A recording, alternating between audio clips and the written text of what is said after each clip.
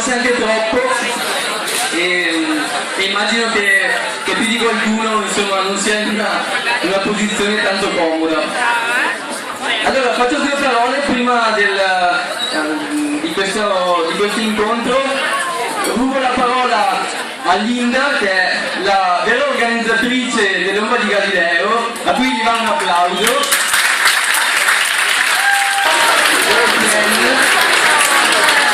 Ombra di Galileo che è ormai al quarto anno consecutivo che viene svolta con incontri organizzati con professori della nostra università o comunque con professori universitari, per andare oltre la prassi della lezione, per provare ad approfondire alcuni argomenti al di là delle proprie discipline studiate nel corso.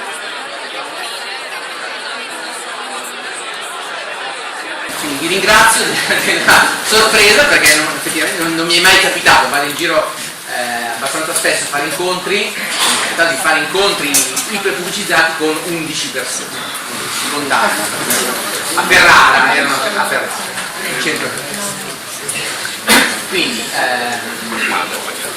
mi avevano detto, vabbè, vieni, fai una chiacchierata, proponi un tema che parli almeno delle cose che fai. Io avevo proposto di venire a parlare sempre a questi fantomatici 30 studenti di chimica, di parlare delle difficoltà e dei problemi di fare divulgazione scientifica in questo campo, cioè nella chimica, e che spazia poi con quello che mangiamo e in generale nelle materie scientifiche. E poi hanno pensato però agli organizzatori che il titolo non era abbastanza sexy, per cui ecco, quello che hanno scritto non l'ho scritto io, vegetariano, per carità possiamo parlare delle varie cose, ecco, però era per chiarire un po' la questione. Quindi spero che nessuno sia venuto qui facendo 100 km, come ho visto sulla pagina di Facebook,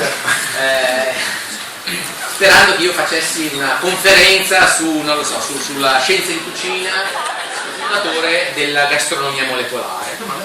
Ogni mese raccontava sulla rivista francese i misteri della chimica del formaggio reblochon o le proprietà delle bollicine di champagne e così via. A un certo punto il direttore di scienze è venuto a sapere che io raccontavo queste cose, però applicate al cibo italiano, no? Raccontavo del pesto, della chimica del pesto, della termodinamica della pizza, di come si raffredda la pizza. E ho detto, ma perché non ce le scrivi tu questi articoli? Perché noi siamo un po' scontenti del fatto che